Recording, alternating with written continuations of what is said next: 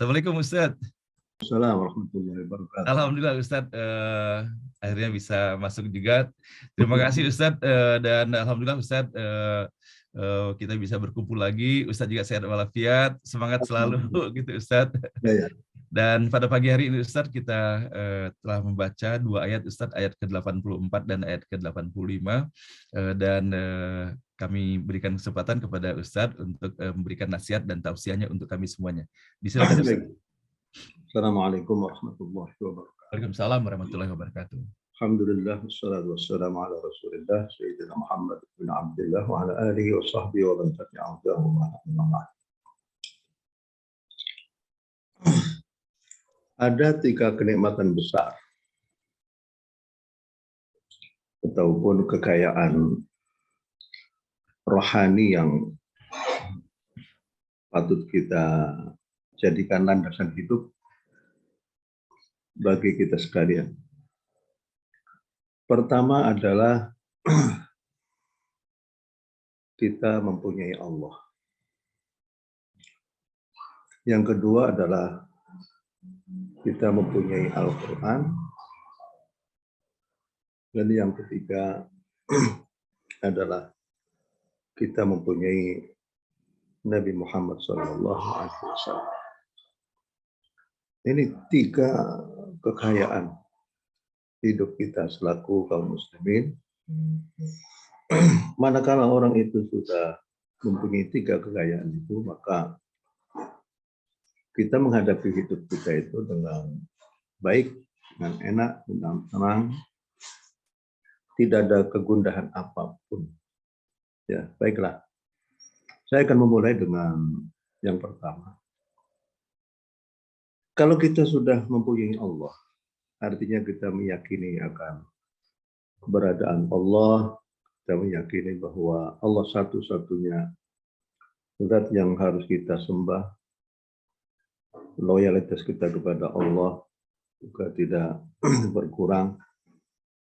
Kita meyakini bahwa semua perjalanan kehidupan kita itu semuanya Allah yang mengatur, maka itulah merupakan kekayaan, landasan spiritual yang akan membawa kita kepada kehidupan yang tenang. Saya akan mencoba memberikan contoh dari Al-Quran Al-Karim ataupun dari hadis-hadis Nabawi yang sahih. Yang pertama adalah Nabi Adam alaihissalam. Ketika Nabi Adam lengah sehingga akhirnya memakan buah larangan. Satu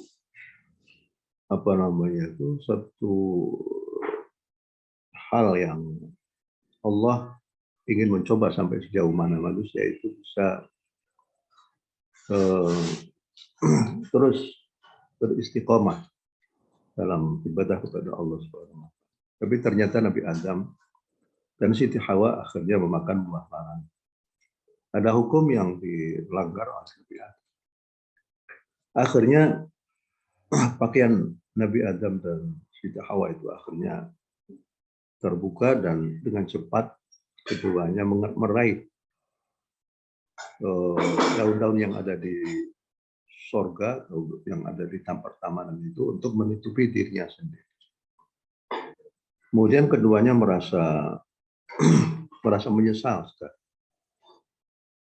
Akhirnya Allah memberikan satu ilham, wahyu kepada Nabi Adam untuk membaca La ilaha illa anta ya rabbana zalamna anfusana wa illam taghfir lana wa tarhamna lanakunanna minal khasirin.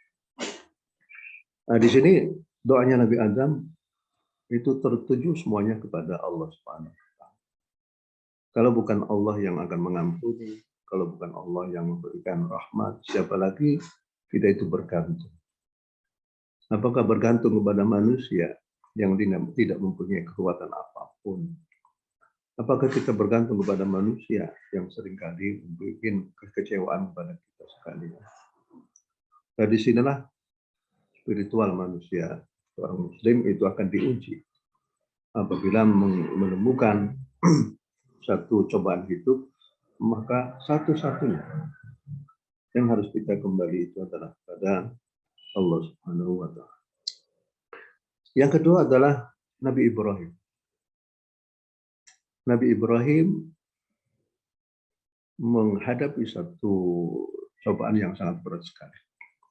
Setelahnya Nabi Ibrahim berjuang mati-matian untuk berdiskusi dan berdebat dengan Raja Namrud pada saat itu, sehingga dalam hal yang berkaitan dengan ketuhanan. Kata Nabi Ibrahim, apakah ya kenapa sih itu patung-patung yang aku hancurkan, kenapa tidak menolong kamu sekalian? Coba lihat itu kapak yang ada di leher patung yang terbesar itu. Oh, kenapa dia saja? Oh, kenapa engkau tidak? Kamu sekalian tidak meminta pertolongan kepadanya? Akhirnya terdiam dan akhirnya Raja Namrud memutuskan agar supaya Nabi Ibrahim dibakar saja. Kita tahu bahwa menurut mereka api itu adalah segala sesuatu. Artinya kekuatan yang paling hebat itu adalah api. Padahal kalau kita lihat bahwa api itu, ya karena mereka tak beranggapan bahwa api itu segala-galanya. Maka mulailah mereka itu mengumpulkan kayu-kayu. Semua penduduk negeri mengumpulkan kayu-kayu semuanya, dan pada saat api dicurahkan di situ, sehingga terjadi suatu api unggun yang sangat besar sekali. Sehingga kalau seandainya ada burung yang lewat di atasnya itu, walaupun beberapa meter, burung itu akan langsung terjatuh. Pada waktu kaumnya Nabi Ibrahim akan mengangkat jasad Nabi Ibrahim untuk dilemparkan ke dalam api unggun itu, mereka tidak tahan karena demikian besar. Akhirnya ada seorang yang mempunyai akal, artinya mempunyai keistimewaan teknik, yaitu membuat manjanik, yaitu alat terbuat dari kayu yang apabila ada batu ditaruh di atasnya kemudian dilempar akan bisa mengenai musuh. Begitu juga mereka mencoba membuat manjanik dan kemudian Nabi Ibrahim ditaruh di atas manjanik kemudian dilemparkan. Dan pada saat ini keimanan seseorang itu akan diuji oleh Allah Subhanahu wa Ta'ala. Malaikat Jibril itu menawarkan diri untuk membela Nabi Ibrahim. Aliyah haja, apakah engkau butuh padaku, wahai Jibril? Kata wahai Ibrahim, kata Jibril. Padahal Jibril itu mempunyai 600 sayap. Hanya dengan satu sayap saja malaikat Jibril mampu meluluh lantakan kaumnya Nabi Lut. Tanah yang tadi dari bawah akhirnya dijungkir balikan oleh malaikat Jibril. Ini malaikat Jibril menawarkan jasanya kepada Ibrahim. Kata Nabi Ibrahim, amma ilaika fala. Kepadamu aku tuh. Amma ila rabbi fala. Adapun apabila aku hanya butuh kepada Tuhanku. Pada saat itulah setelahnya dilemparkan. Kemudian Allah mengatakan, qulna ya narkuni barda wa salaman ala Ibrahim. Akhirnya karena Nabi Ibrahim itu hanya ingatnya kepada Allah saja. Allah lah yang menciptakan api, Allah yang membuat api itu menjadi panas. Akhirnya api itu menjadi walaupun ada api, tapi api itu menjadi dingin dan memberikan keselamatan dengan baru. Itulah contoh pada saat orang terdesak dalam menghadapi segala kemelut kehidupan, hendaklah yang menjadi menjadi fokus untuk meminta pertolongan hanya kepada Allah Subhanahu wa Ta'ala. Itulah keuntungan kita kalau seandainya kita mempunyai Allah Subhanahu wa Ta'ala. Begitu juga Nabi Yunus yang ditelan oleh ikan yang besar itu menghadapi 3 kegelapan. Nabi Yunus menghadapi 3 kegelapan. Kegelapan yang pertama adalah berada di perutnya seekor ikan yang besar, al-haut apakah paus ataupun yang lainnya. Yang kedua adalah kegelapan di dalam laut. Yang ketiga adalah kegelapan di malam hari. Fanata dzulumat an la ilaha illa anta subhanaka inni kuntu minadh dhalimin. Yang diucapkan oleh Nabi Yunus itu cuma itu saja. La ilaha illa anta subhanaka inni kuntu minadh dhalimin. La ilaha illa anta. Tidak ada Tuhan selainmu, wahai Allah. Inni kuntu minadh dhalimin. Aku adalah orang yang zalim. Hanya meminta kepada Allah. Kemudian akhirnya Allah memerintahkan kepada ikan itu untuk minggir ke tepian laut, kemudian mengeluarkan Nabi Yunus dari itu adalah keuntungan orang itu. Begitu juga ada satu dalam hadis Nabawi, ada 3 orang yang masuk ke dalam gua, kemudian gua itu tertutup oleh batu yang besar. Mereka tidak bisa keluar. Dan kalau seandainya dibiarkan seperti itu, maka ketiga orang itu bisa mati di dalam gua itu. Akhirnya mereka kembali kepada Allah. Dan ketiga orang itu akhirnya menyepakati untuk bermunajat kepada Allah Subhanahu wa taala. Apa kira-kira amalan yang paling bisa dibanggakan di hadapan Allah, yang betul-betul ikhlas karena Allah Subhanahu wa taala? Yang satu mengatakan, baiklah, saya akan berdoa kepada Allah. Ya Allah, dahulu aku itu mempunyai 2 orang tua, dan setiap siang aku membawa satu wadah berupa air susu untuk saya persembahkan kepada kedua orang tua saya. Pada satu saat aku agak terlambat, sehingga akhirnya aku datang, kedua orang tua saya sudah dalam keadaan sudah tertidur. Aku berada di samping kedua orang tua itu dengan membawa wadah yang sudah berisi air susu itu. Aku tidak mau membangunkan kedua orang tua sampai kedua orang tua itu bangun sendirinya. Begitu bangun, aku serahkan susu itu kepada kedua orang tua, dan kedua orang tua samping. Ya Allah, apabila amalku itu birrul walidain, berbuat baik kepada kedua orang tua itu engkau terima amalku, maka lepaskanlah dari kesusahan kami yang bertiga. Itu akhirnya apa? Batu itu akhirnya terbuka, hanya sepertiga saja. Yang kedua adalah seorang yang mempunyai buruh. Pada waktu terakhir kali buruh itu mengambil gajian, buruh itu sudah menghilang entah kemana itu, sampai beberapa tahun namanya. Majikan ini merasa bahwa ini adalah milik buruh itu. Akhirnya dikelola oleh majikan itu dengan membeli kambing. Setelahnya beberapa tahun, jumlah kambing sampai ratusan, bahkan mungkin ya lebih daripada itu. Pada suatu saat buruh itu datang lagi kepada majikannya dan meminta, mana itu uang terakhir yang mestinya aku dapatkan. Kata majikannya, itulah, coba lihat itu. Itu seluruh kambing yang ada di bukit ini semuanya milik. Ah, masa benar? Iya betul.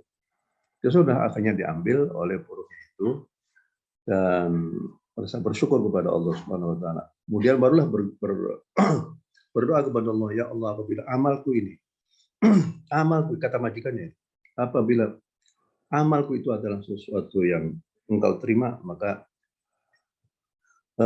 hindarkanlah kami dari kesusahan. Akhirnya batu itu bergeser. Itu ada kekuatan apa yang menyebabkan batu itu bisa bergeser? Jadi majikan itu adalah salah satu di antara 3 orang itu. Ya, 3 orang itu.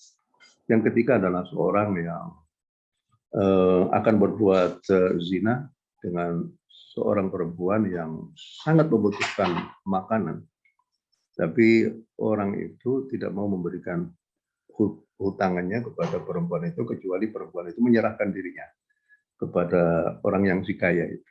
Tapi setelahnya itu perempuan itu mengatakan, ittaqillah, bertakwalah kamu kepada Allah Subhanahu wa taala. Akhirnya nggak jadi melakukan perbuatan mesum itu. Kemudian dia itu, yang satu lagi mengatakan, ya Allah, apabila aku melakukan hal ini semuanya karena dirimu ya Allah, maka hilangkanlah kesusahan kami. Itu artinya apa? Pada waktu 3 orang itu tidak menemukan satu kehidupan, ya, kerepotan hidup ketikanya kembali kepada Allah Subhanahu wa taala. Akhirnya ketika orang itu bisa keluar. Itu karena apa? Karena amal-amal mereka itu sanggup untuk bisa menghilangkan kesusahan mereka itu. Itulah keuntungannya daripada. Begitu juga Nabi Musa. Nabi Musa itu telah keluar dari zona aman di singgasana Raja Firaun. Keluar untuk melihat persoalan masyarakatnya. Kemudian dijumpainya ada seorang Bani Israel yang sedang gaduh dengan seorang penduduk Mesir, yaitu pengikut Raja Firaun. Akhirnya Nabi Musa melihat bahwa orang Israeli ini adalah orang yang selalu dijadikan bulan-bulanan oleh pengikut Raja Firaun. Akhirnya Nabi Musa, dia sesuai dengan nalurinya dia, kemudian memukul orang yang penduduk Mesir asli itu pengikut Raja Firaun sehingga sampai mati. Padahal tidak sengaja. Akhirnya lari menuju kepada zona yang penuh dengan tantangan. Sampai di Madian tidak ada siapa-siapa. Kemudian dijumpai ada 2 orang gadis yang sudah mencari air untuk memberikan minuman kepada kambing-kambingnya. Karena kedua perempuan itu yang masih gadis itu ditugasi oleh orang tuanya untuk menggembala kambingnya. Nabi Musa akhirnya membantu kedua perempuan itu dan mengambilkan air dari sumur yang ada di situ. Ya. Akhirnya setelahnya itu Nabi Musa ya sudah nggak punya keluarga, nggak punya. Tapi Nabi Musa hanya ingat kepada Allah Subhanahu Wa Taala. Rabbi inni, dan berkata kepada Allah, berdoa kepada Allah, Rabbi inni lima arsalta ilayya min khairin faqir. Aku ya Allah datang ke sini dan menjumpai seperti ini. Aku tidak ada lain yang bisa menolong diriku. Aku sekarang meminta makanan. Khairin itu makanan. Kami sudah berhari-hari tidak makan. Lari dari Mesir menuju ke Madian, beberapa puluh kilometer dari singgasannya Raja Firaun. Dan akhirnya dengan doa yang simpel ini, doa yang begitu singkat, Allah akhirnya merupakan memberikan jalan terang bagi Musa, dan akhirnya Nabi Musa dipanggil oleh orang tua kedua perempuan itu untuk datang ke rumahnya, dan disitulah akhirnya Nabi Musa bisa dilindungi oleh Syekh Madian. Ya, inilah beberapa contoh ya, manakala orang itu dalam keadaan sendirian, dia hanya ingat kepada Allah Subhanahu Wa Taala, maka Allah akan memberikan jalan keluar dari surga mulut hidupnya. Yang kedua adalah kita mempunyai Al-Quran. Satu-satunya kitab suci yang masih asli orsinil dari seluruh kitab suci yang ada di dunia ini hanya kitab Al-Quran Al-Karim. Kenapa? Al-Quran ini betul memang dipelihara oleh Allah Subhanahu Wa Taala. Allah yang menjaga Al-Quran Al-Karim. Kalau seandainya tidak ada orang yang mau menjaga Al-Quran, Allah itu sangat mampu sekali untuk menjaga kalamnya. Sebagaimana pada waktu Al-Quran masih di langit, masih di Lauhul Mahfuz, Allah mempunyai cara tersendiri menjaga kitab sucinya, yaitu berupa para malaikat-malaikat yang menjaga di Lauhul Mahfuz. Lauhul Mahfuz itu cara Allah Subhanahu Wa Taala. Dan setelahnya Al-Quran itu turun ke bumi, itu Allah juga masih mampu untuk menjaga keaslian kitab sucinya. Tapi Allah hanya ingin tahu sampai sejauh mana sih ada di antara hamba-hamba kita, hamba-hamba Allah Subhanahu Wa Taala itu yang mau terjun untuk menjaga keaslian dari kitab suci ini. Ya, adanya NBO ini juga dalam rangka untuk menjaga kesucian kitab suci Al-Quran Al-Karim, baik dari segi lafaznya ataupun dari segi maknanya. Allah tidak rela kalau seandainya kesucian kitab suci itu sudah ternistakan.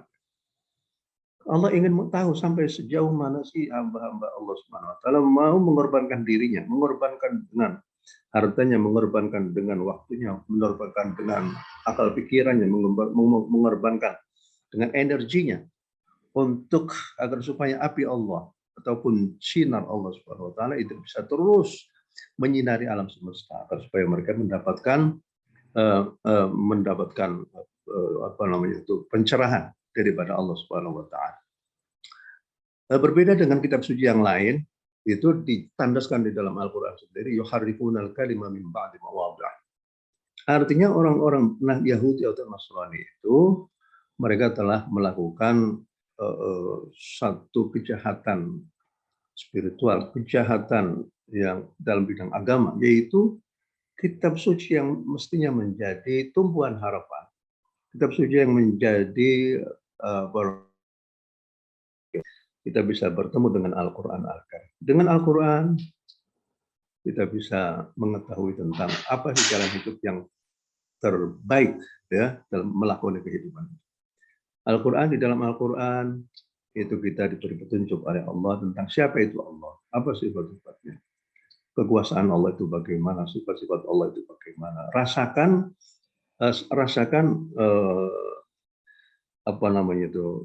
sifat-sifat Allah pada kehidupan kita.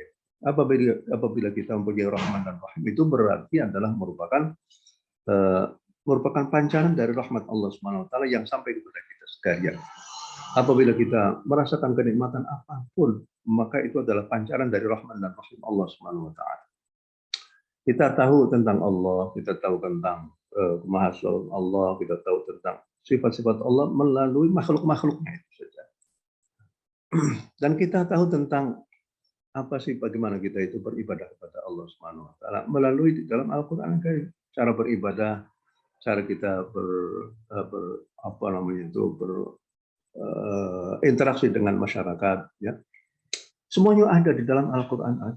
Inilah yang kita tunggu-tunggu, ya. Sementara ya kita ini ada kenikmatan itu ada dua. Allah mensuplai kita itu dengan dua kenikmatan. Kenikmatan yang bersifat materi dan kenikmatan yang bersifat imateri. Sifat yang bersifat materi sudah tentu alam semesta ini, yaitu sudah dengan semua apa yang ada di dalam alam semesta itu semuanya dalam rangka untuk mensuplai kehidupan manusia di alam semesta ini. Apa yang dibutuhkan oleh manusia dan lebih daripada itu, Allah sudah mensuplai manusia. Manusialah yang harus mencari sendiri, ya, bagaimana supaya mereka mendapatkan kehidupan. Mereka bisa meneliti apa yang ada di alam semesta itu. Sampai hari kiamat ini, rahasia alam semesta masih banyak sekali yang belum diketahui oleh umat manusia itu. Oksigen bisa kita ambil, air yang merupakan kehidupan kita. Bahkan semua kebutuhan manusia itu sudah ada di alam semesta ini. Yang kedua adalah sifat supply yang berupa imateri, itu Al-Qur'an Karim. Susah bagi manusia untuk bisa mendapatkan satu teori kehidupan, yaitu bagaimana sih kita hidup itu, bagaimana hidup antara keluarga, hidup dengan masyarakat, itu bagaimana, itu semuanya ada di dalam Al-Qur'an. Bagaimana cara beribadah kepada Allah Subhanahu wa taala ada, ya, kalau sholat itu begini, zakat itu begini, puasa itu begini, itu semuanya adalah merupakan menu-menu kehidupan yang kalau seandainya kita santap maka kita akan mendapatkan kebaikan. Ya, Allah itu hanya menginginkan kebaikan kepada seluruh umat manusia. Ya. Dengan Al-Qur'an kita bisa menemukan bagaimana caranya kita bergaul dengan masyarakat. Masyarakat baik itu muslim maupun non-muslim. Kalau di dalam kaum muslimin bahwa innamal mu'minuna ikhwah, bahwa seluruh kaum muslimin itu adalah semuanya adalah bersaudara. Kalau seandainya ukhuwah yang bersifat insaniyah, maka kita lihat di dalam firman Allah, ya ayyuhan nasu inna khalaqnakum min dzakarin wa untha wa ja'alnakum syu'uban wa qabaila ta'ala.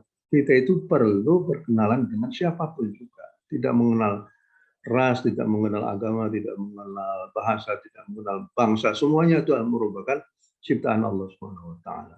Dan kita menghormati semua manusia karena manusia ciptaan Allah. Baik mereka yang mengenal Tuhan ataupun tidak mengenal Tuhan. Kita hormati saja. Sudut pandang kita itu bukan dia itu bangsa mana, tapi yang harus kita lihat itu adalah bahwa ini manusia. Manusia itu ciptaan Allah. Ciptaan Allah yang harus kita hormati. Begitu juga di dalam firman Allah, wa ta'awanu 'alal birri wat taqwa wa la ta'awanu 'alal itsmi wal 'udwan. Tolong-menolonglah kamu sekalian dalam hal kebaikan dan ketakwaan kepada Allah Subhanahu wa taala. Jadi manusia itu tanpa melihat agamanya, rasnya dan lain sebagainya, hendaklah tolong-menolong. Kalau ini sedang susah karena banjiran, ya kita tolong tanpa melihat agamanya. Luar biasa Al-Qur'an. Begitu juga pada ayat-ayat yang lain kita berbuat baik kepada siapapun juga. Ar-Rahimun yarhamuhumur rahman yarhamu man fil ardi yarhamkum man fis sama. Bahwa orang yang mencurahkan belas kasihan kepada orang lain akan dikasihani oleh penduduk langit Allah Subhanahu wa taala dan para malaikat yang semuanya. Yarhamu man fil ardi, curahkanlah rahmatmu kepada makhluk yang ada di bumi ini, baik berupa manusia ataupun berupa binatang dan lain sebagainya. Yarhamkum man fis sama. Ini adalah merupakan nilai-nilai value yang sangat berharga sekali dalam kehidupan kita. Kita sangat berbangga bahwa Al-Quran walaupun sudah berada di lauh mahfuz, tapi pada akhirnya diturunkan pada akhir zaman, dan kitalah yang menikmati Al-Quran itu. Dengan Al-Quran ini kita bisa berkumpul di NBKWD, dengan Al-Quran ini kita bisa mengerti apa yang disajikan oleh Pak Dr. Haji Baik, dan kita akhirnya bisa menikmati sajian Allah Subhanahu wa taala pada setiap hari, ya, hari Senin, hari Kamis dan lain sebagainya. Ini adalah merupakan salah satu kenikmatan yang luar biasa yang kita dapatkan dari Allah Subhanahu wa taala. Di dalam Al-Qur'an tidak ada sesuatu yang dibuang, ya. Satu huruf pun tidak ada yang perlu dibuang. Karena itu sekrup-sekrup yang ibaratnya itu huruf-huruf itu, kalimat itu adalah bagian-bagian dari satu bangunan.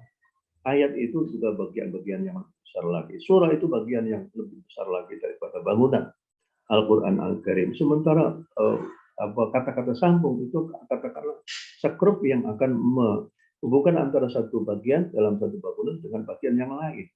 Ada bagian yang kecil, ada bagian yang menengah, ada bagian yang besar-besar, ya. Nah, itu semuanya tidak ada yang perlu diganti. Tidak ada yang perlu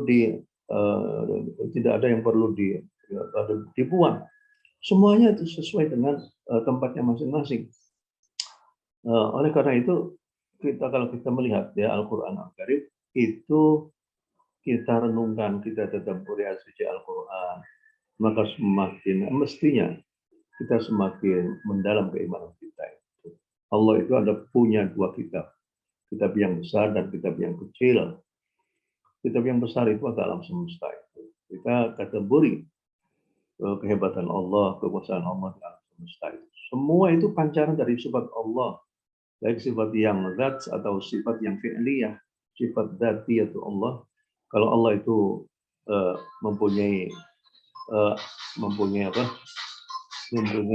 sifat Ar-Rahman dan Rahim, maka perhatikanlah seluruh perilaku makhluk-makhluk yang ada di alam semesta itu. Misalnya ada kuda yang tidak rela kakinya menginjak anaknya sendiri. Itu adalah pancaran kepada sifat Allah yang bersifat Rahman dan Rahim. Nah, ini kalau seandainya kita kata Imam Ghazali, penafsiran Al-Quran yang bersifat lahiriah itu adalah baru permukaan itu saja. Tapi di balik teks-teks Al-Quran yang ada itu, samping ada terjemah yang lahiriah ataupun penafsiran yang lahiriah sebagaimana apa yang disampaikan oleh Pak Dr. Hasan Al-Thayyib, itu adalah masih di permukaan itu saja. Masih ada lagi pengertian ayat suci Al-Quran yang mendalam, dan itu dikatakan oleh Al-Ghazali sesuai dengan ada hadis Nabi bahwa di dalam Al-Quran itu ada zahrun wa batnun, ada penafsiran yang masih lahiriah belaka, tapi ada juga penafsiran yang jauh lebih mendalam daripada. Semakin di dalamnya semakin banyak makna-makna yang bisa kita ambil dan membawa kemanfaatan bagi. Jadi ini adalah merupakan kitabullah. Yang kedua adalah Al-Quran Al-Karim. Ya, Al-Quran Al-Karim adalah merupakan kitabullah itu saja, ya. Jadi kita sangat berbangga sekali. Itu kekayaan kita. Siapa yang ingin mengambil kekayaan Allah, maka tadabburilah Al-Quran Al-Karim satu persatu. Jangan cepat-cepat kita cepat-cepat kita itu beralih kepada ayat yang lain, kecuali ayat yang ini kita tadabburi, kita dalam. Kita misalnya di dalam satu ayat suci Al-Quran, inna fi khalqis samawati wal ardi wa ikhtilafil laili wan nahari la ayatin liulil albab alladzina yadhkuruna Allaha qiyaman wa qu'udan. Jadi kalau kita melihat misalnya angin gitu aja. Angin itu macam-macam, ada angin panas, ada angin dingin, ada angin yang dari laut, ada yang angin yang menuju ke selatan, ada yang menuju ke laut. Itu kita tadabbur angin saja. Itu saja kita tidak pernah habis berpikir bagaimana Allah bisa, angin datang dari mana? Kenapa sih angin itu banyak yang ada di di lautan? Kenapa? Itu luar biasa. Ini yang kedua, ya, kenikmatan yang kedua.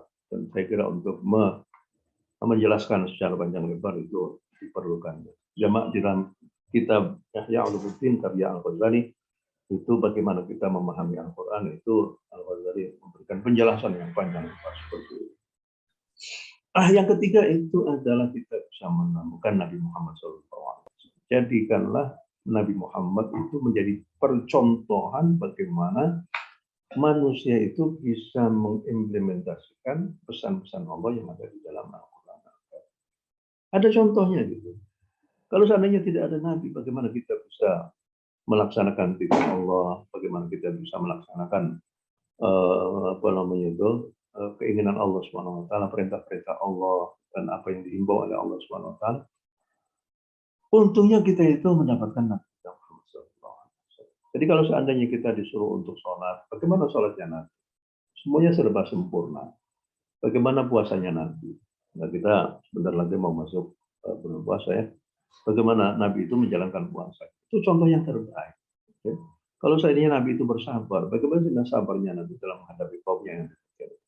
Malaikat Jibril yang menawarkan kepada Nabi Muhammad untuk bisa mengangkat 2 gunung yang ada di Mekah. Kalau seandainya dicabut dari akarnya gunung itu, kemudian ditimpakan kepada orang Quraisy yang mereka itu sudah di luar batas dalam membargi Nabi dan para sahabatnya, mereka membunuhi dan mereka macam-macam.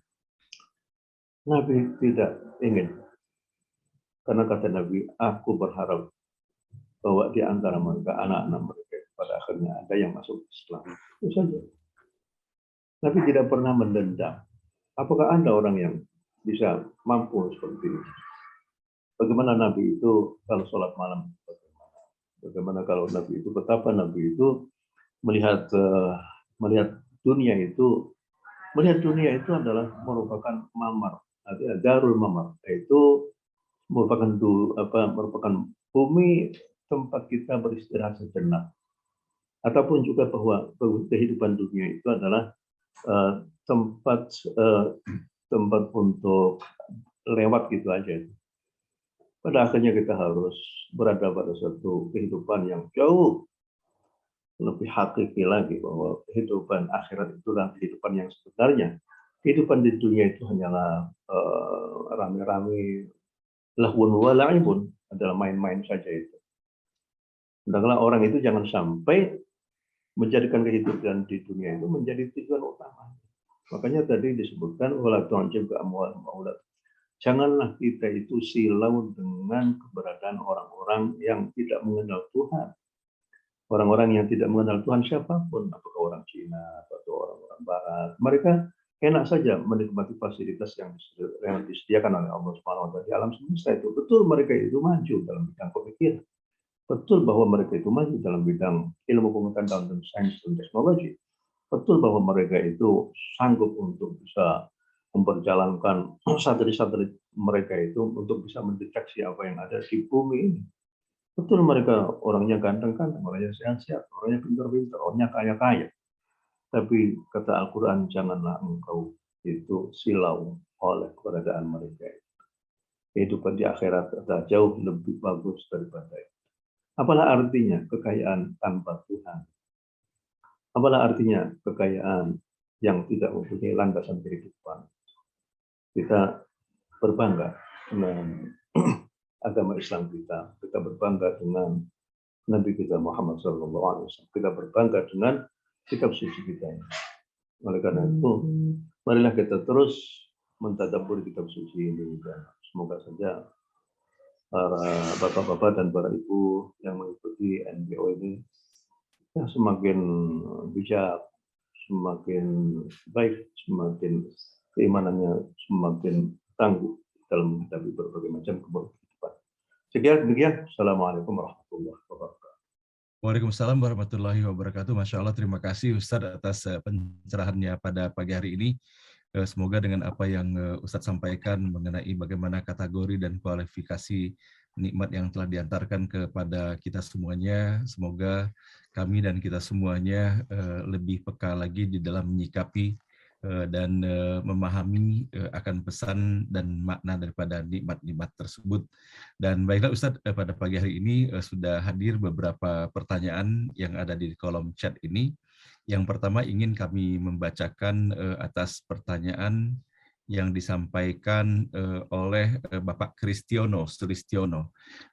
Beliau menyampaikan bahwa tadi Ustadz ada menyampaikan mengenai bagaimana terdapat 3 orang yang mengajukan doa untuk dibukakan agar tergesernya batu besar yang menutupi pintu itu dengan mengedepankan amal-amal kebaikan yang telah mereka lakukan itu. Nah, dalam hal ini beliau menanyakan apakah dengan kita, mohon maaf tadi, pertanyaannya, apakah dengan kita menyampaikan doa-doa yang kebaikan-kebaikan yang telah kita hantarkan tersebut, bukankah menghilangkan catatan amalannya, Ustadz? Mohon penjelasan, Ustadz. Baik, kita menghantarkan doa itu kita tujukan hanya kepada Allah saja, bukan kepada manusia, bukan. Yang paling bagus adalah apabila kita itu mempunyai amalan-amalan yang bagus, maka yang paling bagus kita itu lupa, sehingga tidak menjadi bahan untuk riya. Kita lupa, kita lupakan saja seperti itu. Biarlah itu menjadi catatan kita di akhirat nanti, menjadi bekal kita untuk alam akhirat. Jadi jangan sampai amalan kita itu kita simpan, kemudian pada satu saat tidak keluarkan lagi. Ya, kalau seandainya kita keluarkan dalam rangka agar supaya kita mendapatkan pujian, maka itu akan akhirnya menjadi habis. Kenapa? Karena dia telah mengambil bagian dari kebaikannya itu melalui pujian orang-orang yang ada di sekitarnya. Jadi yang tadi itu apa yang dia hantarkan oleh 3 pemuda itu semuanya dihantarkan kepada Allah. Makanya pada akhirnya Allah, apabila amalku engkau terima, maka hilangkanlah kesusahan kami. Jadi bukan riya. Kalau dihantarkan pada itu adalah bukan riya. Maka kita bisa saja nanti pada satu saat, ya Allah, aku ini telah katakanlah kita ini sudah NPO itu sudah berapa tahun, Pak Hasanuddin? Insya Allah tanggal 12 April ini 2 tahun persis, Pak. Alhamdulillah. Iya, ya. Jadi ya Allah, aku itu telah mengikuti pelajaran di NPO ini bersama dengan Pak Dr. Haji Hasanuddin Thayyib, dan aku datang ke pengajian ini dalam rangka untuk mempertebal iman kami dan memahami isi kandungan kitab suci kami, ya Allah. Apabila amalan aku ini menjadi amalan yang engkau terima, ya Allah, maka hilangkanlah kesusahan kami dalam menghadapi kemelut itu. Itu nggak apa-apa itu, ya.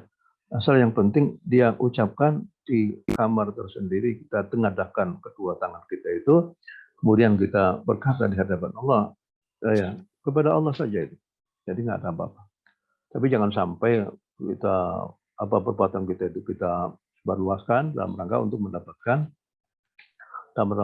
mendapatkan pujian dari manusia. Ya, demikian. Baik, Ustaz. Terima kasih, Ustadz. Jadi penyampaian itu hanya sekedar wasilah saja, Ustadz, ya, untuk saja, ya. Agar melalui apa yang kita sampaikan itu sekaligus kita dapat menjaga juga agar kita benar-benar menjaga kesuciannya, Ustadz, ya, sehingga pada saat tidak akan mungkin kita menyadari bahwa ada maksud lain terus disampaikan kepada Allah untuk membukakan pintu rahmatnya. Baik, terima kasih, Ustadz. Ya, Berikutnya, Ustadz, dari Pak Kunto Baikuni, Ustadz. Beliau mohon penjelasan tentang makna sebutan Ar-Ruhul Amin yang dikaitkan dengan malaikat Jibril itu, Ustadz. Ya, baik. Jadi dalam Al-Quran, nazala bihir ruhul amin. Ya, nazala bihir ruhul amin ala qalbika wa innahu latanzilu rabbil alamin. Nazala bihir ruhul amin ala qalbika litakuna minal munzirin bijisarin arabiyyin.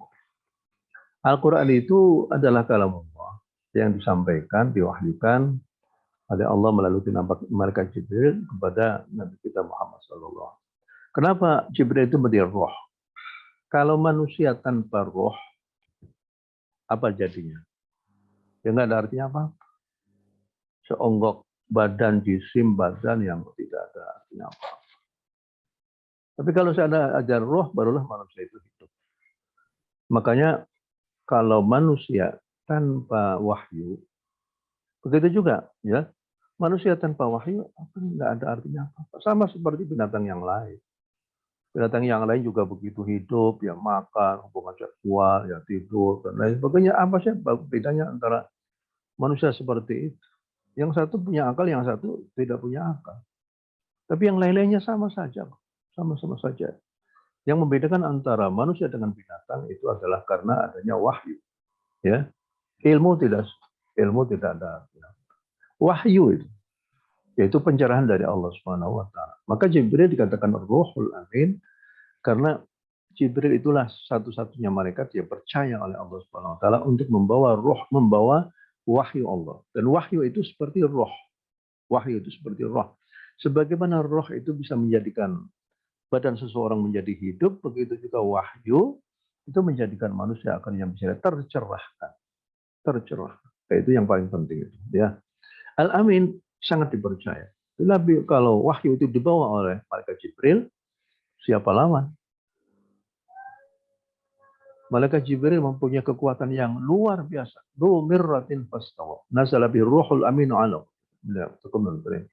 Wan najmi idza hawa ma dhalla sahibukum wa ma ghawa wa ma yantiqu 'anil hawa in huwa illa wahyu 'allamahu syadidul quwa. Yang sangat kuat, sangat kuat. Siapa lawan? Kalau seandainya ada jin yang akan berusaha untuk mendekati apa yang dibawa oleh malaikat Jibril, wah belum apa-apa sudah terkocar-kacir. Makanya yang dipercaya oleh Allah adalah malaikat Jibril yang mempunyai 600 sayap. 600 sayap. Coba ada nggak pesawat zaman sekarang yang mempunyai 600 sayap? Ada nggak? Nggak ada. Paling nggak itu cuma pesawat jet itu ya cuma 2 aja. Ya paling banyak mungkin 4 gitu kan. Malaikat Jibril membawa itu seperti itu. Jadi itu ada keterkaitan antara roh dengan wahyu, ya, dan yang membawa adalah malaikat Jibril yang dzumir, syadidul quwa, yang betul-betul kokoh, kuat, yang menghadapi siapa. Baik, lanjutnya. Oke, berikutnya Ustadz, ini dari Pak Kristiono lagi, ya, tapi berlanjut dengan pertanyaan yang berbeda. Bagaimana caranya membaca dan memahami dengan baik dan benar kitab besar Allah berupa alam semesta? Apakah tradisi dan budaya itu adalah hasil membaca dan memahami kitab besar itu? Ya, bagus ya. Jadi kita ini mestinya menjadi orang ilmuwan, orang Islam itu, supaya bisa membaca kitab besar dan bisa menemukan rahasia-rahasia Allah yang ada di alam semesta itu dan bisa menjadikan pelajaran. Mestinya pada setiap setiap seorang yang meneliti alam semesta itu berakhir dengan Allah Subhanallah. Itu aja. La ilaha illallah. Karena setelahnya diteliti demikian hebatnya oleh para peneliti Muslim, kok bisa binatang ini kok bisa, kok paru-paru kok bisa begini, kok jantung kok bisa begini, kok ginjal bisa begini, kok darah kok bisa begini. Pada akhirnya nggak mungkin ini ciptaan manusia. Ini adalah ciptaan Allah Subhanahu Wa Taala. Subhanak. Makanya di dalam ayat yang tadi pada Ali Imran, ma khalaqta hadza batila subhanaka faqina adzabannar. Itu ma khalaqta hadza batila. Engkau ya Allah tidak menciptakan alam semesta itu main-main. Semuanya adalah benar dari Allah Subhanahu Wa Taala. Kita inginkan agar supaya banyak ilmuwan Islam yang meneliti rahasia alam semesta itu, yang berakhir dengan subhanaka ma khalaqta hadza batila subhanaka faqina adzabannar. Tapi sayangnya peneliti kaum muslimin itu tidak banyak ya yang mendapatkan hadiah Nobel, itu cuma beberapa orang saja itu. Jadi orang Mesir itu pun dalam bidang sastra ya. Ada orang dari Pakistan yang mendapat hadiah Nobel ya.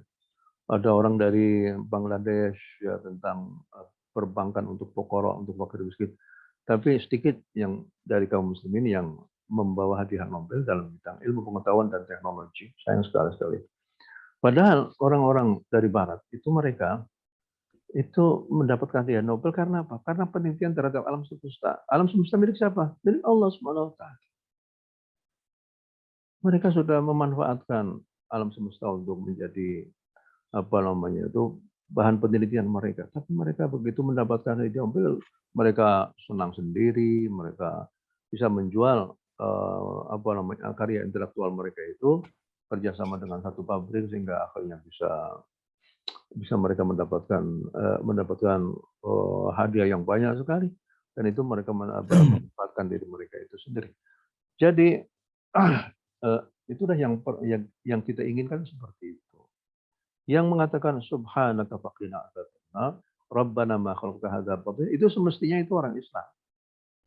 Tapi orang-orang yang non muslim itu mereka memanfaatkan fasilitas di alam semesta untuk penelitian mereka. Begitu mereka mendapatkan penelitian, hasilnya kemudian dipresentasikan di depan para guru besar, kemudian mereka mendapatkan acungan jempol dan kemudian mendapatkan hadiah Nobel dan lain sebagainya. Tapi sayangnya itu dari sekian puluh orang yang mendapatkan hadiah Nobel itu banyakkan orang Yahudi.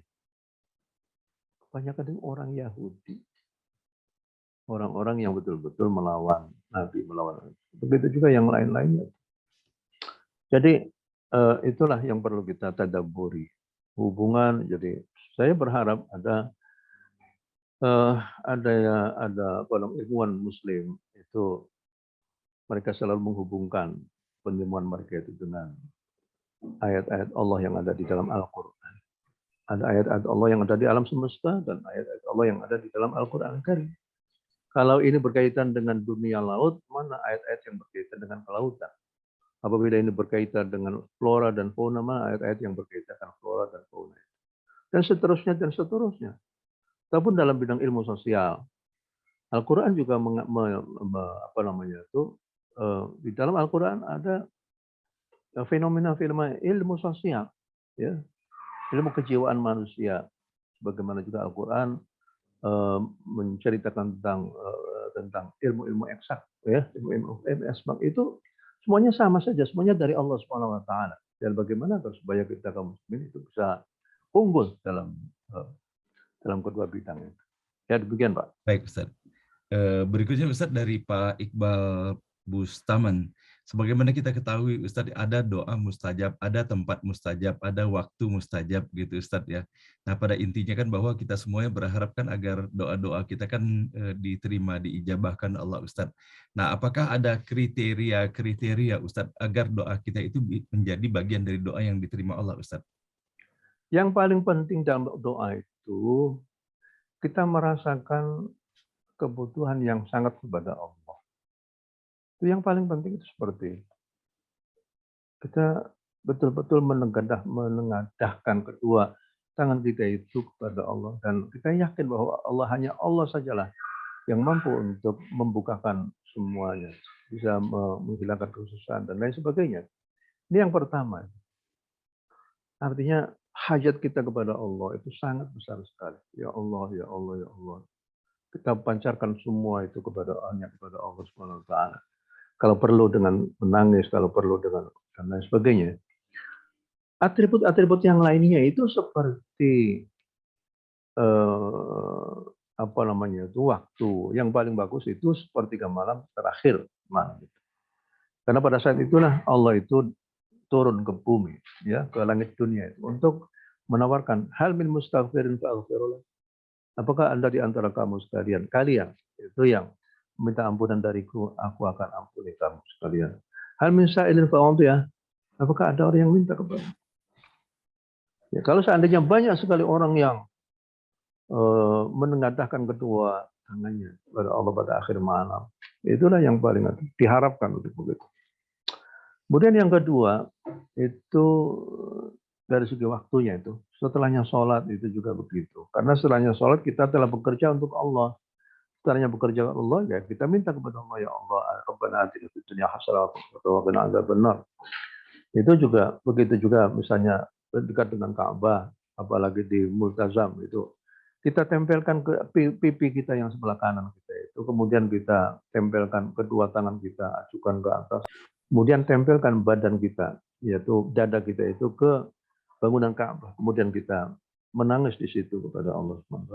Insya Allah akan ya. Begitu juga banyak di dalam antara di makam Ibrahim itu juga bagus, kemudian antara sumur Zam-Zam dengan Hajarul Aswad itu juga begitu. Begitu juga pada waktu berada di Mekah, pada waktu di Arafat itu juga begitu. Begitu juga pada waktu Masjidil Haram itu juga begitu ya. Kemudian ya dari tempat itu seperti itu, dari waktu juga seperti itu. Oke, Bapak dan Ibu, sepertinya Prof. Asin terkendala Iya, pada. iya, iya. Oke, Ya, ya. sempat Silakan. hilang tadi Ustadz, suara Oh, Ustadz dan masalah. video sempat hilang. Ya, silakan Ustadz. Iya, jadi waktu, tempat itu adalah merupakan atribut sebelum kita itu menganukan. Jadi setelahnya sholat fardu itu adalah waktu yang mustajabah. Pada waktu peperangan berkecamuk itu waktu mustajabah. Pada waktu apa namanya itu, saya kira ada di dalam buku saya itu di OAS itu waktu-waktu yang mustajabah dan etika orang berdoa itu. Yang penting pada waktu kita berdoa itu jangan sampai kita itu bermusuhan dengan sesama kaum muslimin. Jangan sampai. Itu yang paling penting. Bukankah pada bulan Sya'ban kemarin, Sya'ban, Allah akan mengampuni dosa-dosa kaum muslimin selama orang itu tidak musyrik, dan yang kedua tidak bermusuhan dengan kaum muslimin. Itu yang paling penting itu sebenarnya. Kemudian ikhlas. Suasana hati itu sangat penting sekali.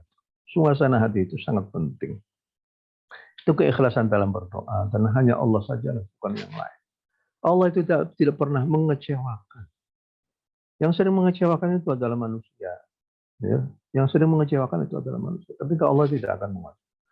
Nah, sekarang apabila ada orang sudah berdoa, semua syarat yang itu sudah terpenuhi, ya. Sebelum berdoa kita bersedekah dulu, ya, kita puji Allah sebanyak-banyaknya. Kemudian baru kita berdoa. Apabila setelahnya berdoa sesuai dengan syarat dan etika dalam berdoa, kemudian masih juga Allah itu masih belum bisa memberikan apa yang kita minta, jangan berputus asa. Jangan berputus asa. Yakinilah bahwa doa itu pasti dikabul oleh Allah. Yang penting makanan kita halal kok. Makanan kita itu halal. Saat Ibnu Waqqas pada waktu minta kepada Nabi, ya Rasulullah, jadikanlah doaku menjadi doa yang mustajab. Kata Nabi, atib mat'amaka tujab da'watuka. Perbaikilah makananmu, rezekimu. Hendaklah rezeki yang halal, yang thayyibah. Kalau seandainya rezekinya itu dari hal-hal yang haram, bagaimana Allah itu akan mengatur? Baik, kalau seandainya rezekinya sudah halal, semuanya waktunya sudah dikerjakan. Etika dalam berdoa, kemudian Allah masih belum mengijabahi doa kita, maka jangan berputus asa. Pasti Allah itu akan mengabulkan doa. Hanya saja ada tiga hal yang harus kita pahami. Bisa jadi Allah itu akan mengabulkan doanya pada waktu yang lain, bukan pada waktu kita berdoa. Bisa jadi doa itu dikabulkan pada saat itu juga. Bisa jadi pada waktu yang lain, pada waktu di dunia. Bisa jadi doa itu akan disimpan oleh Allah untuk dijadikan amal yang terbaiknya pada waktu di akhirat. Jadi yang penting kita harus husnudzon kepada Allah SWT. Karena Allah, wa idza sa'alaka ibadi anni fa inni qarib ujibu da'wat da'i idza da'an falyastajibuni wal yu'minu bi la'allahum yarshudun. Itu seperti itu. Ya demikian. Oke, baik. Ustadz, ini masih doa, Ustadz. Ada pertanyaan nih yang disampaikan melalui direct message gitu, Ustadz, bahwa doa yang dikabulkan itu diantaranya adalah doa orang yang terzalimi atau orang yang teraniaya. Betul. Nah, ini bisakah diartikan, Ustadz, bahwa dikarenakan mereka teraniaya sehingga mereka tidak ada pertolongan apapun yang mereka rasakan bisa didapatkan dalam kehidupan ini, sehingga mereka hanya memiliki satu-satunya tempat meminta pertolongan itu hanya Allah gitu, Ustadz, sehingga doa dikabulkan. Nah, apakah dalam hal ini sehingga dibikin khusus doa orang teraniaya, apakah ada indikasi bahwa bagi kita atau siapapun dalam kondisi tidak teraniaya itu kadang-kadang tidak 100% kepada Allah, kita masih ada menyelipkan harapan-harapan kepada yang lain.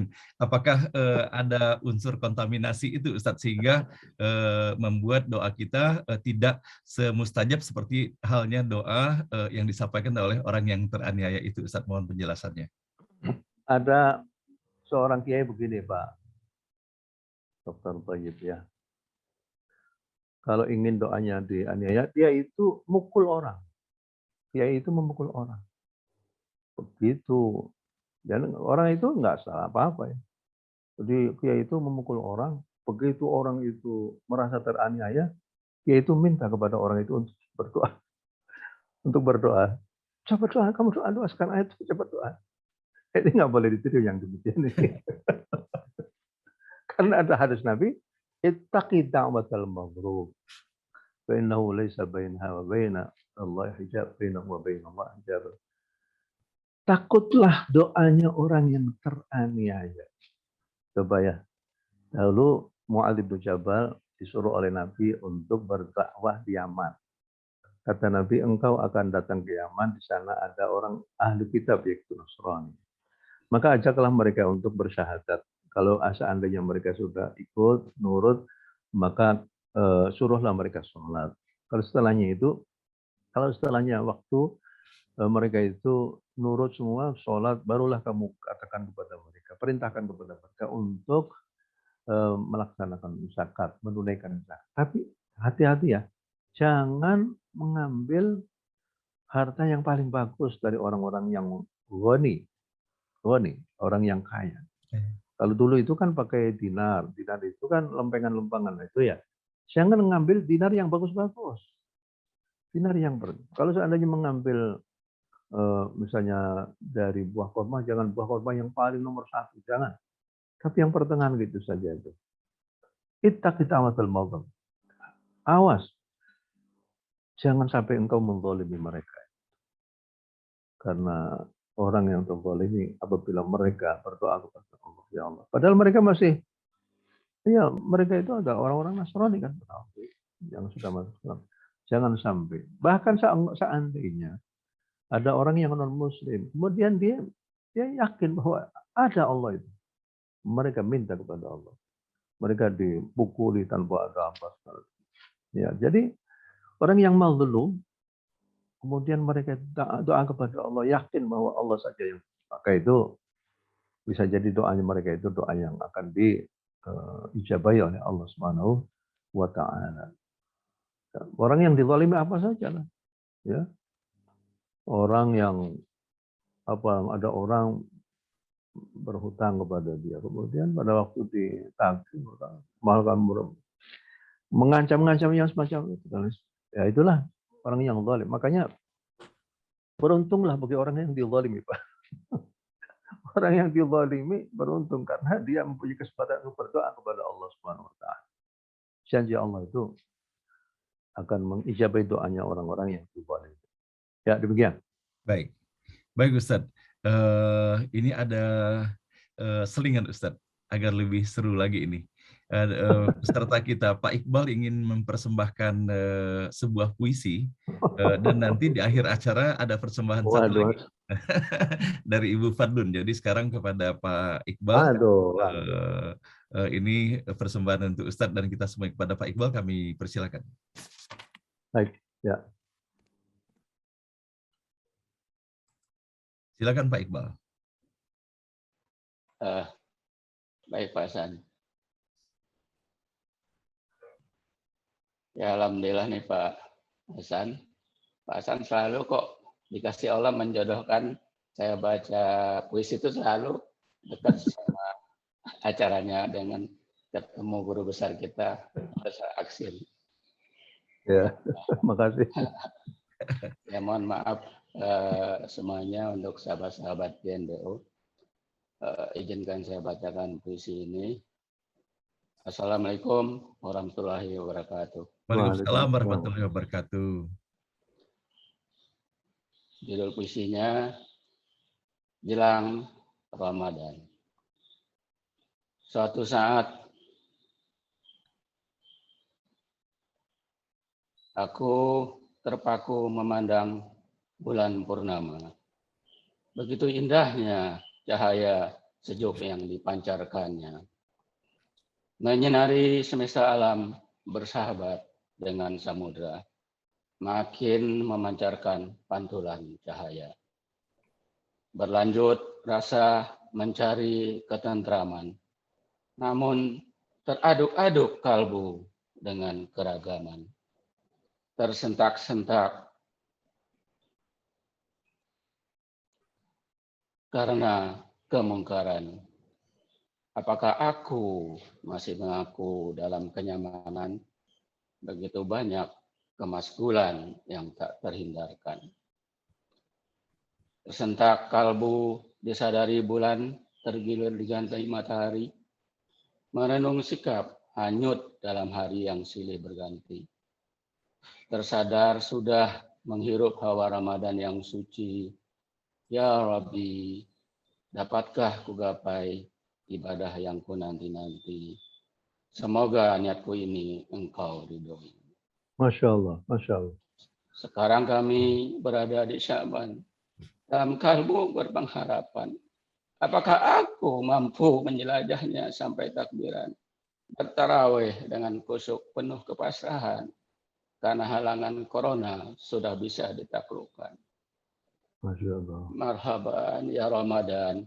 Jangan ini hanya lamunan. Dosa-dosa masih bertebaran. Dengan Ramadan dosa berkuburan. Ya Allah, ya Rahman, ya Rahim. Sambutlah doaku, aku dan teman-temanku, semua kami jamaah NBO ini yang menjadi terdepan.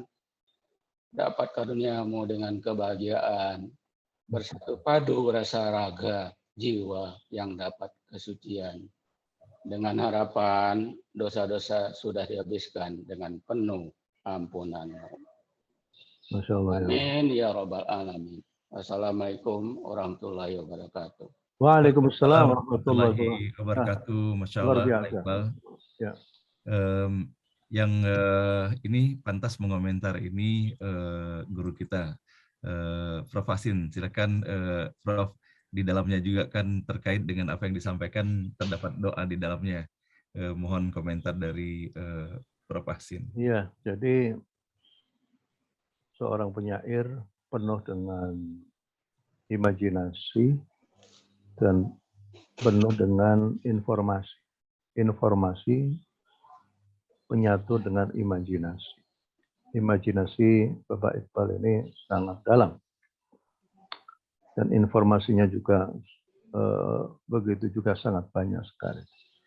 Perpaduan antara imajinasi dan informasi dan dituangkan dalam sebuah puisi itu yang menjadikan kadangkala puisi itu lebih menyerap di dalam kalbu seseorang sehingga merasa seperti menanam satu bibit yang unggul yang walaupun diceritakan dalam beberapa bait syair ataupun dalam pantun-pantun itu lebih terasa rasanya itu dengan tadi tentang bagaimana keajaiban alam semesta dan kemudian kita pada akhirnya kita harus bertemu lagi dengan bulan Ramadan dan kemudian sebagai seorang yang muslim yang taat pada Allah Subhanahu wa taala, insyaallah masih merasakan dosa-dosa.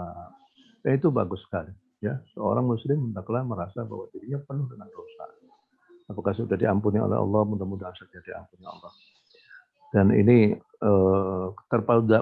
terpaduan antara Dr. Hasanuddin dengan Pak Iqbal itu bagus sekali. Sehingga menyebabkan NBO itu menjadi lebih hidup lagi dengan adanya puisi-puisi seperti itu. Tolong nanti puisi-puisi Pak Iqbal jangan dibuang, Pak ya.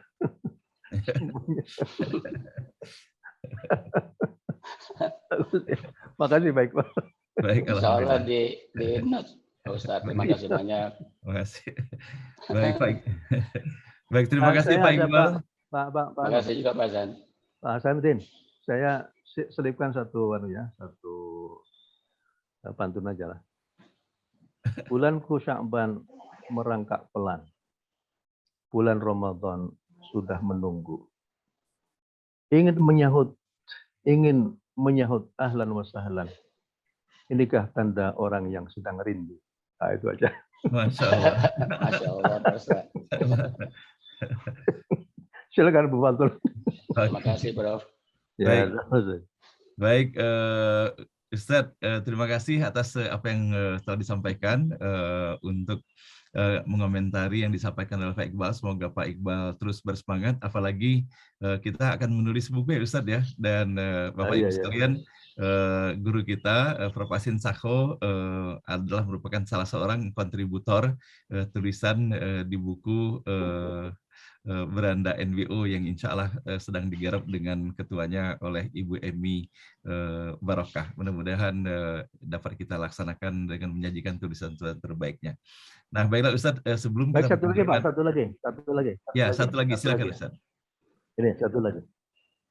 Mobil melaju di malam hari. Hujan tercurah tak henti-henti. Sungguh mulia guru mengaji. Yang diajarkannya adalah kalam yang suci. Wah, ini untuk baca nanti.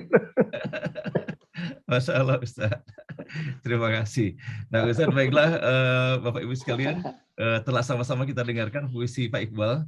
Dan kalau yang istimewa itu harus ditampilkan dengan waktu-waktunya tersendiri, yang istimewa pula. Jadi kita ada puisi satu lagi, agar lebih istimewa kita tampilkan tidak berurutan dengan Pak Iqbal, tapi kita tampilkan setelah selesai Ustadz menyampaikan jawaban atas pertanyaan berikut ini Ustadz. Ya, baik. Ustadz, ini ada sebuah pertanyaan Ustadz yang disampaikan oleh Ibu Dewi terkait dengan masalah doa, Ustadz. Kan dari apa yang kita dengar, ada hal-hal yang prinsip, seperti halnya kita memohonkan kepada Allah kualitas tauhid, keistiqomahan dalam iman dan Islam.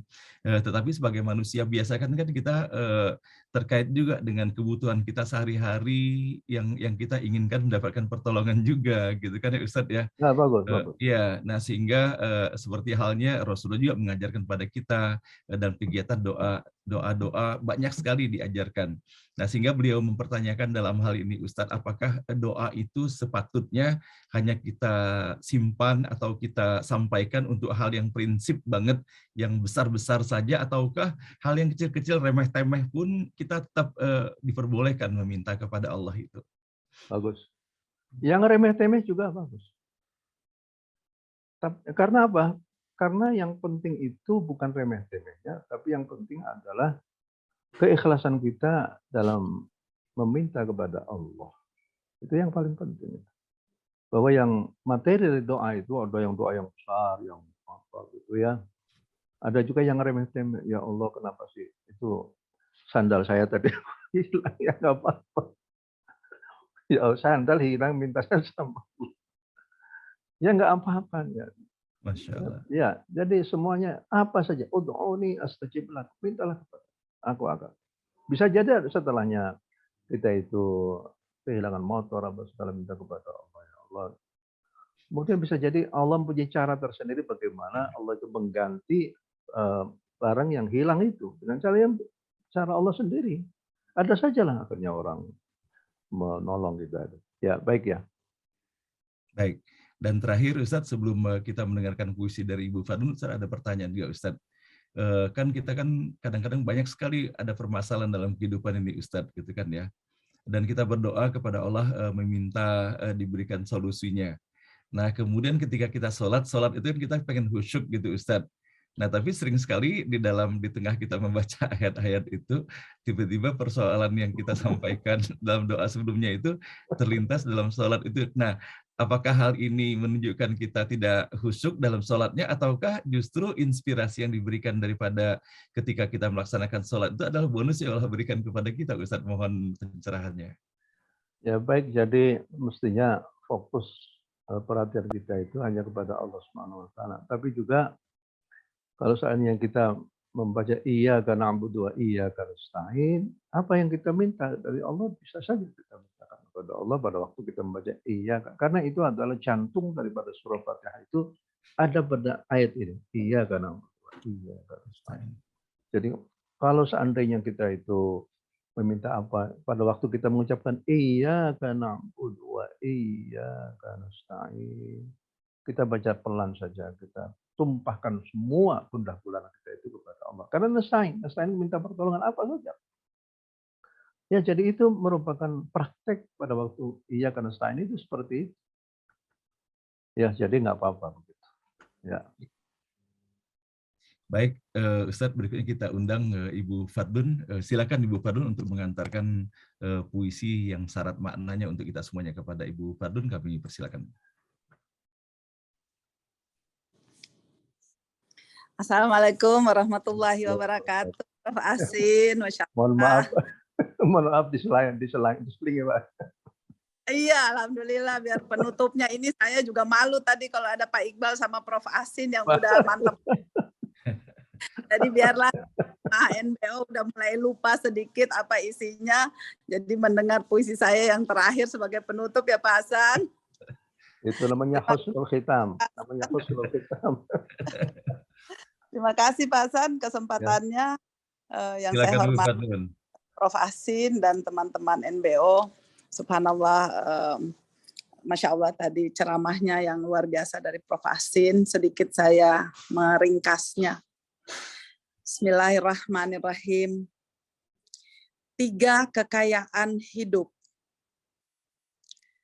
Kekayaan itu bukan tahta dan harta. Kekayaan itu bukan kecerdasan dan ketangkasan. Kekayaan itu saat engkau memiliki 3 kekayaan hakiki. Saat di mana dalam hatimu tak ada yang engkau yakini selain Allah, maka engkau akan terbebas dari segala petaka, segala halangan, segala penghalang yang tak mampu engkau hindari. Saat dalam hidupmu engkau hanya melangkah mengikuti kitab mulia yang selalu terjaga dan dijaga oleh pemiliknya, dijaga para malaikat, dijaga oleh siapapun yang mendapat keberkahan. Karena di sana ada menu kehidupan yang akan menjadikan dirimu dalam kedamaian dan ketentraman. Di saat kehidupanmu mengikuti contoh manusia yang dipilih langsung oleh Yang Maha Mengetahui, pencipta segalanya. Mengikuti manusia mulia di mana namanya selalu bersanding dengan Sang Maha Pencipta. Wahai engkau penutup malam bagi siang, engkau yang mendatangkan sinar mengakhiri malam. Jangan engkau tahan langkahku menjadi penyesalan waktu berlalu. Temani aku melangkah ke depan, mendekap rahmat dan hidayahmu. Singkirkan kerikil-kerikil tajam agar aku bisa melewatinya tanpa sandungan. Tutuplah aibku ya Allah, sebagaimana engkau menutup malam terhadap siang. Jangan engkau memberiku kesenangan dunia, tapi menghalangiku dari hidayahmu. Tahun berganti tahun, di sana ada kesenangan, di sana ada hilaf, di sana ada salah. Aku mohon pemaafanmu, ya Allah, sebelum Ramadan tiba. Aku mohon dimaafkan kesalahan-kesalahanku kepada saudara-saudaraku, kaum muslimin dan muslimat. Aku mohon ampunanmu, ya Allah. Allahumma innaka afuhum tuhibbul afwa fa'fu anna. Marhaban, ya Ramadan. Assalamualaikum warahmatullahi wabarakatuh. Waalaikumsalam warahmatullahi wabarakatuh. Ini kelihatannya tidak ada yang coretan yang di tip X ini.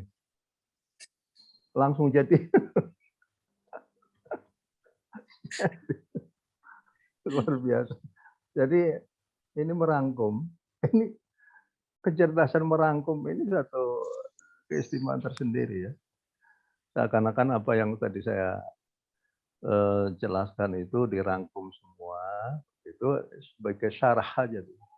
Syarah dan komentar dengan bahasa-bahasa yang puitis, sehingga semakin melengkapi aja lah.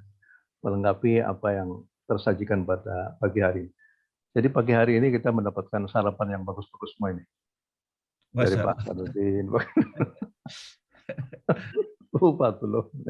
Ini husnul khitam, jadi miskul khitam, jadi mengakhiri pembicaraan pada pagi hari ini dengan kata-kata yang bermakna.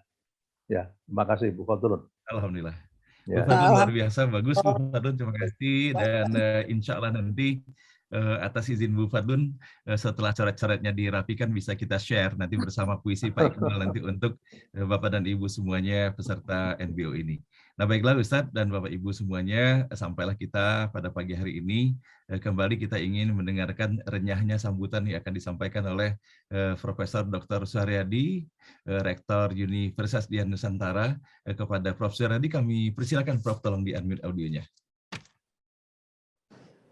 Terima kasih Pak Ustadz Hasanuddin. Ya Prof, sehat selalu Prof.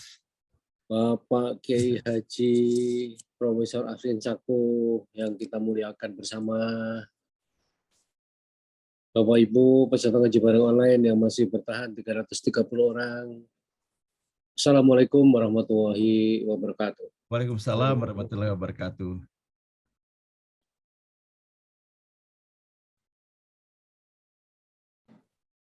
Silakan Prof. Pak Hasan, tentu Ya Prof. yang pertama-tama saya ingin menyampaikan bela sungkawa yang sedalam-dalamnya atas wafatnya. Cukup jelas nggak suara saya? Cukup, Ya, cukup. tadi, ya, jelas Prof. Jelas. Cuman tadi sepertinya seperti tertahan. Silakan Prof. Ya. Atas wafatnya Kakanda Ki Agus Muhammad Hasim Thoyib kemarin Pak Hasan. Terima kasih Prof. Dan alhamdulillah karena Pak Hasan orang baik ya. Amin. Ribuan orang kemarin itu mendoakan lewat chatting, macam-macam chatting saya baca di mana-mana ya. Di samping yang hadir sendiri di Bandung, tentu teman-teman di Bandung. Bahkan Profesor Saswinadi juga bisa hadir, masih nyetir sendiri umurnya 84, luar biasa sekali. Masya Allah. Ibu Tati Rajab, dan tentu berbagai teman-teman yang ada di Bandung menyempatkan hadir di sana. Itu karena kebaikan Pak Hasanuddin. Amin. Dan kami yakin juga Kakanda beliau husnul khotimah. Amin. Kemudian semua dosa-dosa beliau diampuni oleh Allah Subhanahu wa taala. Amin. Dan semua amal ibadahnya diterima oleh Allah Subhanahu wa taala. Amin ya rabbal alamin. Keluarga ditinggalkan Pak Hasanuddin beserta seluruh putra-putri dan handai taulan, mudah-mudahan diberi ketabahan dalam menghadapi segala cobaan Allah Subhanahu wa taala. Amin. Pak Ustadz Hasanuddin, hari ini memang luar biasa ya. Pak Hasanuddin membahas 4 ayat ya, At-Taubah ayat 84 sampai 87 yang diuraikan tafsirnya dengan sangat bagus dan menyadarkan kita bahwa dalam hidup ini kita tidak perlu kagum dengan jabatan, harta, anak-anak orang kaya yang mereka tidak beriman dan bertakwa kepada Allah Subhanahu wa taala. Tentu kita kagum kepada jabatan, harta, kekayaan anak-anak, tapi diimbangi dengan keimanan dan ketakwaan kepada Allah Subhanahu wa taala. Itu yang kita kagumi. Dilanjutkan dengan ustadz kita yang setiap hadir itu memberi makna yang mendalam. 3 hal ini kita semua tahu. Harta yang tadi disampaikan dengan sangat indah uraiannya. Kita mempunyai Allah, kita mempunyai Al-Quran, kita mempunyai Nabi Muhammad SAW. Kita semua paham, tetapi penjelasan Prof. Afrin Cako ini memberikan satu makna yang luar biasa pada kita semua. Ditambah puisi Fadlun seperti sampaikan Pak Afrin Cako tadi, itu merangkum semuanya dan menceritakan kembali melalui puisi yang sangat indah. Puisi Pak Iqbal juga sangat indah untuk menyambut bulan suci Ramadan. Dan ternyata Prof. Afrin Cako sendiri juga ahli membuat puisi yang tidak kalah indahnya. Ini luar biasa. Nih. Perpaduan yang luar biasa, ditambah pertanyaan-pertanyaan dari Pak Kristiono, Pak Baikuni, Pak Iqbal sendiri, yang menambah dan memperluas wawasan kita terhadap apa yang telah disampaikan oleh Prof. Afrin Cako sendiri. Jadi ini menjadi lengkap ya. Tentu kita bertemu Prof. Hasin Sako lagi persis di bulan Ramadan kali ya, karena bulan Ramadan tinggal sebentar lagi ya. Insya Allah, Prof. Insya Allah ketemu lagi. Pokoknya Prof. Hasin Sako ini kita semua rindu, Bu, Prof. Karena setiap kehadirannya membawa makna yang mendalam dan memberikan tausiah yang sangat kita nanti-nantikan ya. Memberikan bekal kehidupan ke depan yang lebih baik insya Allah. Amin. Dan kita berharap rutinitas Prof. Hasin Sako menjadi lebih baik lagi ke depannya. Karena ini kadang-kadang hadir, seringkali kita rindukan lama-lama kok nggak hadir. Tentu kesibukan beliau juga sangat padat ya. Tapi Ya, kalau kita ya Prof. Hasin itu yang satu lagi yang sangat kita nanti-nantikan itu Prof. Nasaruddin Umar. Beliau tiap Jumat selalu mengisi tausiah ini ya, dengan juga menelaah ayat-ayat suci Al-Quran yang dibacakan Dr. Hasanuddin Thoib dengan sangat bagus sekali. Dan kebagusannya itu akan dilengkapi tentu dengan kebagusan ulasan dari Prof. Hasin Sako. Jadi berbahagialah kita semua yang mengikuti ngaji bareng online ya, sebentar lagi hampir 2 tahun. Dan saya tentu terutama Pak Hasanuddin sangat bangga bahwa NBO ini berkembang sedemikian rupa dan memberikan manfaat yang besar bagi seluruh masyarakat. Melalui langsung mengikuti maupun melalui YouTube yang kita upload, dan nanti melalui buku yang sedang digarap. Ini mudah-mudahan makna dari ngaji bareng online ini bisa bertambah luas. Amin. Dinikmati oleh seluruh masyarakat banyak. Amin. Jadi selamat Pak Hasanuddin, selamat Bu Fadlun, Pak Iqbal, Pak Hasin Sako sendiri yang melengkapi dengan puisi-puisi. Puisinya Pak Hasin setiap nanti hadir ditunggu lagi Pak Hasin, karena kita Pak Hasin ahli membuat puisi yang luar biasa.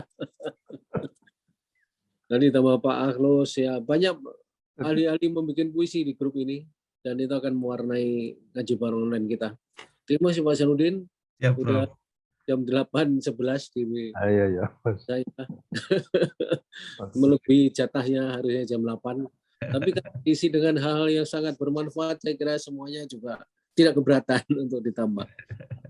Baik, terima kasih Pak Hasanuddin. Bapak Ibu sekalian, Assalamualaikum warahmatullahi wabarakatuh. Waalaikumsalam warahmatullahi wabarakatuh. Terima kasih Prof. Syaradi atas sambutan dan komentarnya atas apa yang telah berlangsung pada pagi hari ini. Semoga sehat walafiat selalu, Prof. Dan juga semoga Undira semakin berkembang dan berjaya dalam upaya mencerdaskan dan membangun karakter anak bangsa di negeri ini. Nah, Bapak Ibu sekalian yang dirahmati Allah, kita sampai kepada penghujung acara kita pada pagi hari ini. Dan tentunya sebagaimana biasanya kita akan meminta kepada guru kita, Profesor Dr. Hasin Sako, untuk menutup dengan doa. Dan semoga apa yang beliau sampaikan untuk kita semuanya pada hari ini menjadi ilmu yang barokah, meningkatkan keimanan dan ketakwaan kita kepada Allah Subhanahu wa Ta'ala. Dan sebagaimana disampaikan oleh Prof. Suharyadi, saya terima kasih Prof. sekali lagi kepada Prof. Suharyadi dan juga kepada seluruh jamaah dan peserta NBO ini maupun di luar NBO yang Masya Allah saya tidak mengira bahwa sebegitu luasnya dari berbagai komunitas yang telah mengantarkan doa sehingga tidak mungkin rasanya untuk memberikan balasan satu persatu terhadap empati dan doa-doa yang telah dihantarkan, melainkan hanya kepada Allah. Saya memohon dibukakan pintu ganjaran berlipat ganda kepada Bapak Ibu sekalian atas segala perhatiannya, baik dengan yang berkunjung langsung, takziah, ataupun yang melalui doa-doa secara langsung pribadi, ataupun melalui grup-grup WA yang sangat banyak sekali.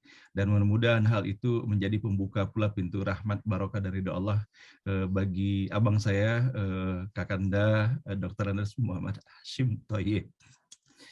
Semoga Allah lapangkan kuburnya, Allah hadirkan cahaya menyejukkan, dan semoga Allah lipat gandakan kebahagiaan sampai nanti dibangkitkan di surganya Allah Subhanahu wa taala.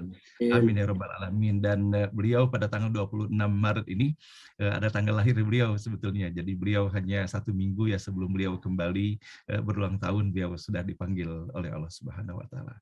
Dan juga pada pagi hari ini Bapak dan Ibu, kita sebagai tanda syukur kita mohon juga kita sama-sama mendoakan nanti untuk Ananda Siti Asila Mulia binti Mulia Muiz. Beliau adalah putri terkasih dari Ibu Rifda yang mensyukuri nikmat ulang tahunnya ke-24 tahun. Mohon doa Bapak Ibu semuanya dari Ustadz tentunya, semoga Allah lindungi, Allah jaga, Allah limpahkan rahmat, barokah buat Ananda Siti Asila menjadi putri yang solehah, dan semoga Allah segera datangkan juga jodoh yang solehah menjadi pemimpin dan imam dalam kehidupan rumah tangganya nanti. Dan baiklah, kepada Ustadz kami silakan. Bismillahirrahmanirrahim. Alhamdulillahirabbil alamin. Hamdan yuwafi ni'amahu wa yukafi mazidah. Ya Rabbana lakal hamd wa lakal syukur. Kama yanbaghi li jalika karim azim sultan. Subhanaka la nuhsi thanan 'alaika anta kama athnayta 'ala nafsik. Lakal hamdu hamdan tarda wa lakal hamdu tarda wa lakal hamdu ba'da. Ya Allah ya Tuhan kami percaya sepenuhnya bahwa kalam-Mu, kalam suci-Mu yang Engkau tuangkan di dalam Al-Quran Al-Karim adalah upaya-Mu agar supaya manusia seluruh dunia bisa mendapatkan curahan kasih sayang-Mu, bisa mendapatkan pencerahan dari-Mu, ya Allah. Kami tahu bahwa Engkau tidak rela apabila sinar-Mu itu pada akhirnya akan redup dan padam.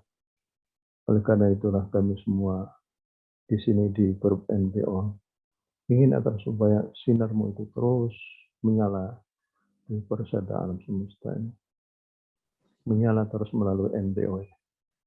Ya Allah, apabila amal kami ini adalah amal yang ikhlas dalam rangka-Mu, terimalah dalam amal kami ini, simpanlah amal kami ini agar supaya menjadi bekal kami nanti di akhirat.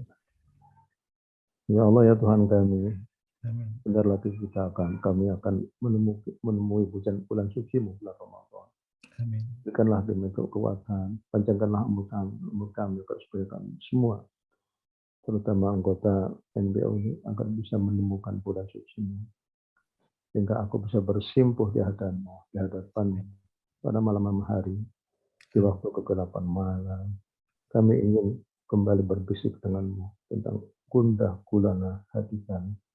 Kami banyak sekali persoalan-persoalan hidup kami. Hanya kepada-Mu lah kami mendengar, karena kami yakin bahwa Engkau tidak pernah mengecewakan kami sekalian. Amin. Rabbana atina fid dunya hasanah wa fil akhirati hasanah wa qina adzabannar. Amin. Sallallahu alaihi wasallam. Alhamdulillahil alamin. Wassalamualaikum warahmatullahi wabarakatuh. Waalaikumsalam warahmatullahi wabarakatuh.